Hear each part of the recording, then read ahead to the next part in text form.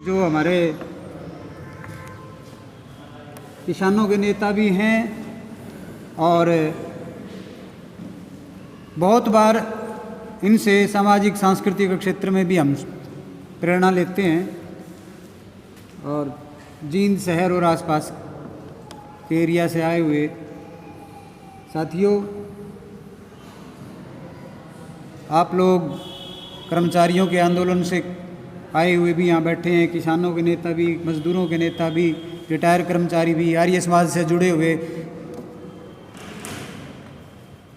साथी भी, कई तरह के शख्सियत यहाँ बैठी हुई हैं, महिलाएं भी हैं। देखो, कई बार कार्यक्रम अपने बस में नहीं रहता। आज 11 बजे जैसे ही जो टाइम था इसका, ठीक 11 बजे घंटा भर तक की बारिश शुरू होगी और 12 बजे तक चलती रही, जिसमें हाजिरी का भी फर्क पड़ा है। और फिर प्रोग्राम ये था कि 11 से 12 बजे तक घंटे का सांस्कृतिक कार्यक्रम हो जाएगा और ये कई दिन तक कलाकार साथी, गायक, वादक काम कर रहे थे अपना, वो भी नहीं कोई ढंग से का सफल हो पाया। और एक मुख्य कारण इसका ये भी रहा कि यो हाल गुंजे है, इसका हमें पहले भी पता था, लेकिन पैसे की कमी की वजह से भाई बाकी धर्मशाला 5100 रुपये ले हैं, यूँ 4000 ले है, तो चलो सदगी भाई 5 मांगे थे लेकिन 4 में हमने कर ली। बताई तो थी ने भी आगे गुंजे तो है, लेकिन फिर भी देख लेना। अब इतना नहीं भी पता था कि भाई इतना ज़्यादा गुंजे है कि आवाज़ ही नहीं समझ आवे किसे बोलनी है कि भी।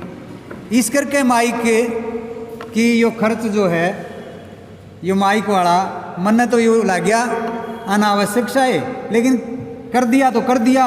और इवन के भी यह है आगे भाई जनरेटर ना चला तो कदे ना आयोजका ने नू ना बेरा पट्टे हुए मैं जनरेटर भी ले रहे हैं, क्योंकि इन्हें अपने पीछे लेने हैं।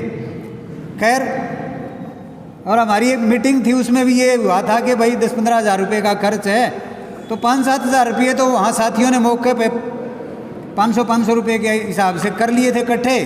कुछ ये था कि भाई वहाँ क्योंकि 100-150 लोग आएंगे, सभी तरह के लोग आएंगे, कलेक्शन वगैरह वहाँ से भी कर लेंगे और इस आयोजन का काम चल जाएगा। उसका मैं इसलिए अपनी बात कहने से पहले ये जो बात ज़रूरी समझता था, क्योंकि जो शहीद यादगार समिति है ये कोई एक ही रंग की सभा या समिति या संगठन नहीं है। इसमें विभिन्न रंग के लोग हैं, विभिन्न विचारों के लोग हैं।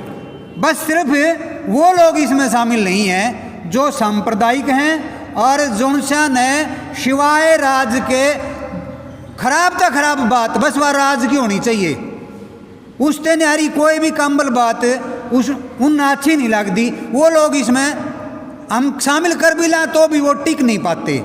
टिके भी गए क्यों? क्योंकि उनकी विरासत तो नूके है कि 2014 में आज़ादी आई है। बताओ वो कैसे यहाँ शामिल होंगे?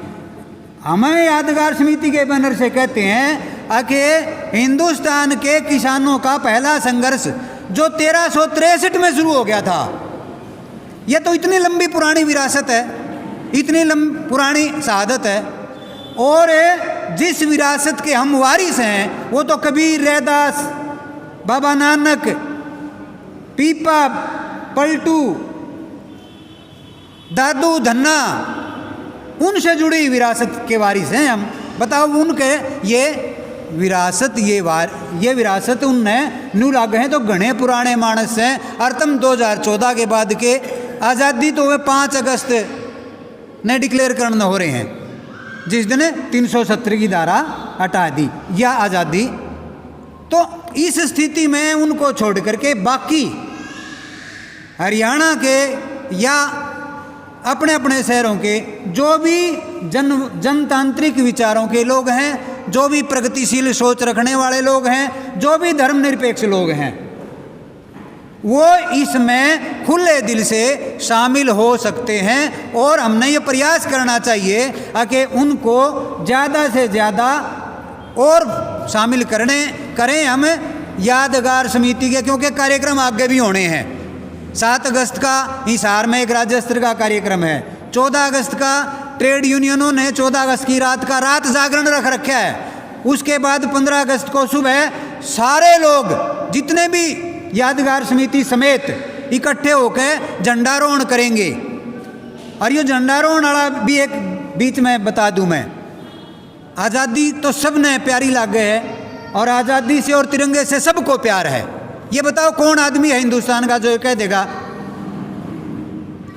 यह अलग बात है कि उसमें नागपुर में झंडा बहुत बारी चढ़ा है, आरएसएस के दफ्तर में तिरंगा झंडा बहुत बारी चढ़ा है। वो पहले तिरंगा झंडा नहीं चढ़ाते थे, लेकिन बाकी पूरे हिंदुस्तान का हर बच्चा तिरंगे को याद करके गौरवान्वित होता है।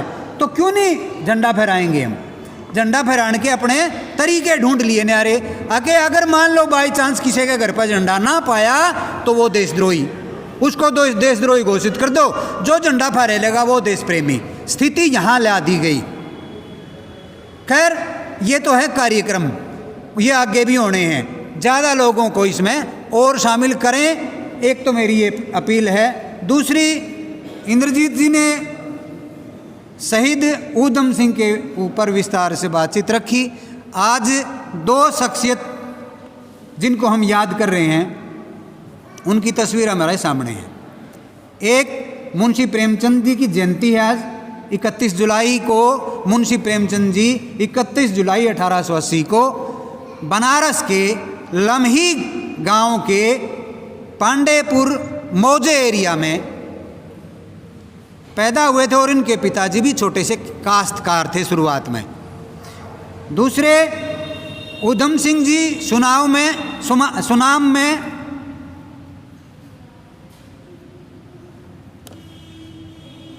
26 दिसंबर 1899 को पैदा हुए और 31 जुलाई 1940 को वो शहीद हुए। यानी मुंशी प्रेमचंद की जयंती और शहीद ऊधम सिंह का शहीदी दिवस, ये दोनों जो शख्सियत हैं ये एक हमारी विरासत और एक हमारी इस देश की आज़ादी के लिए शहीदी का चरमोत्कर्ष साबित करने वाला शख्स। शहीद बहुत हुए हैं। इंद्रजीत जी ने बताया कि भगत सिंह की जेब में करतार सिंह सराभा का फोटो रहता था। सरदार भगत सिंह का और ऊधम सिंह का कभी आमना सामना नहीं हुआ। उसके बाद भी ऊधम सिंह की जेब में शहीद भगत सिंह का फोटो रहता था। शहीद भगत सिंह का फोटो रहता था। वो अपना प्रेरणा स्रोत मानते थे उसको। ये बहुत गहरा संबंध है। ये कोई मिलने से ही पैदा होता हो ऐसा संबंध नहीं है, बल्कि वो दिल से जो होता है ना, उससे प्रेरणा मिलती है, उस फोटो से प्रेरणा मिलती है। ये रिश्ता था भगत सिंह और उस आंदोलन के साथ शहीद ऊधम सिंह का। मुंशी प्रेमचंद जी के भी माँ बाप बचपन में ही गुजर गए थे और बहुत जल्दी ही उन्हें रोजी रोटी के लिए दिहाड़े भरने पड़ गए थे। मुंशीगिरी करी, स्कूलों में इंस्पेक्टरी करी और बहुत ही छोटी उम्र में उन्होंने छोटी सी एक बुकलेट है, छोटी सी पुस्तिका जिसमें 4-5 कहानियाँ हैं, जिसका नाम है सोजे वतन। अब उस सोजे वतन को अंग्रेजी अफसरों ने जब्त कर लिया और स्कूल जिस विभाग में इंस्पेक्टर थे, स्कूल शिक्षा विभाग में, उनका जो हेड इंस्पेक्टर था उसने दबाव देके मुंशी प्रेमचंद की 500 प्रतियों को जड़वा दिया अंग्रेज ऑफिसर के दबाव में, उनके कहने के अनुसार। क्यों? क्योंकि अंग्रेज उस वक्त मुंशी प्रेमचंद की कलम से डरता था। मुंशी प्रेमचंद की कलम से आज कौन डरता है? सवाल ये भी है समझने का। मुंशी प्रेमचंद की पुस्तक को 12वीं के पाठ्यक्रम में से निकाल दिया जाता है और बहुत ही सामान्य सी एक लेखिका का एक उपन्यास उसके बराबर में विकल्प में स्थापित करने की कोशिश की जाती है। लेकिन ये कई साल पुरानी बात होली, आज लग भी कितना ने बेरा है। मुंशी प्रेमचंद ने तो बच्चा बच्चा जाना है, उस लेखिका को कितने लोग जानते हैं। प्रोपेगेंडा से कुछ नहीं होने वाला ज़्यादा। स्थापना काम से होती है, गुणों से होती है, उसका वकार कितना बड़ा है इससे होती है। दबाव से और राज्य की ताकत से आप कितना कुछ साबित कर सकते हो। आज भी वही लोग मुंशी प्रेमचंद से डरते हैं। इसका मतलब यह है कि अंग्रेज के साथ बहुत गहरा रिलेशन है। मैं न्यू नहीं कंधा, बाकी कहते तो हैं, चलो क्या अभी जास कह के वो मुखबिर थे, वो माफी वीर थे और अंग्रेज के पाड़े में खड़े हुए लोग थे। वो उस जमाने में भी और आज़ादी के आंदोलन में उनने नहीं आंगली तक भी कटवाई, कहते हैं।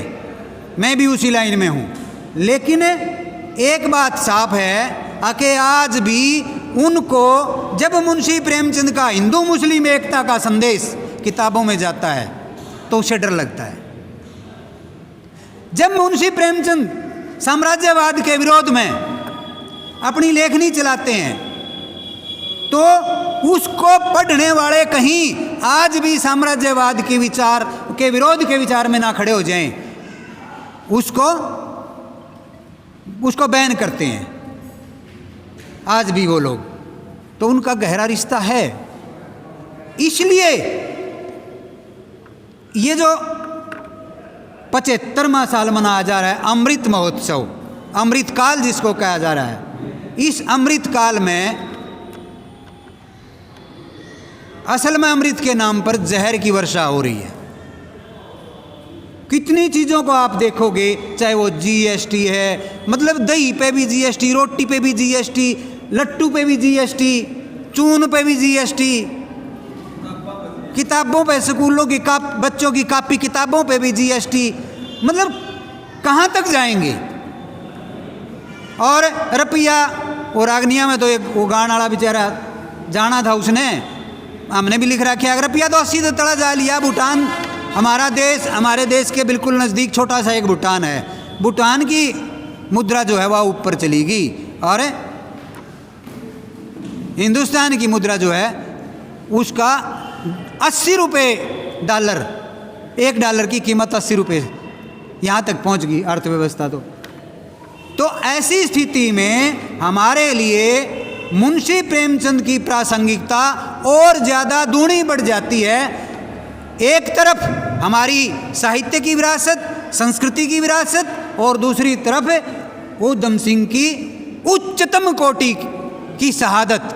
वो हमारी शहादत है, वो सांझी है, क्योंकि वो हिंदू मुस्लिम सिख तमाम तबकों को संबोधित करते हुए, तमाम तबकों को प्रदर्शित करते हुए उसका प्रतीक के रूप में वो शहीद सामने आता है। इसी प्रकार मुंशी प्रेमचंद जी साहित्य के क्षेत्र में, महादेवी वर्मा ने मुंशी प्रेमचंद जी के लिए कहा कि वो क्रांति के शिल्पी हैं, क्रांति के शिल्पकार हैं। उन्होंने बंदूक लेकर नहीं लड़ाई करी, वह कोई हो सके है किसी आज़ादी के आंदोलन के मोर्चे पे ना गए हों, उनके ही समकालीन हुए हैं रघुपति सहाय, फिराक गोरखपुरी। वो लिखते हैं कि मुंशी प्रेमचंद जी शांत और मौन क्रांति के चितेरे थे। हा हुल्ला करके रोड़ा करने वाला मत नहीं थे, वो अपनी कलम से लिखते थे। और यही वजह थी कि उनकी किताबों को अंग्रेज जब्त कर लेते थे। कितने नामों से, उन्होंने धनपत राय के नाम से, मुंशी प्रेमचंद तो बाद में लिखना शुरू किया है। ये तरीके थे उन लोगों के। और 1936 में प्रगतिशील लेखक संघ की स्थापना और उस टाइम का उनका जो भाषण है साहित्य के बारे में, वो कहते हैं कि उसमें उन्होंने कहा है,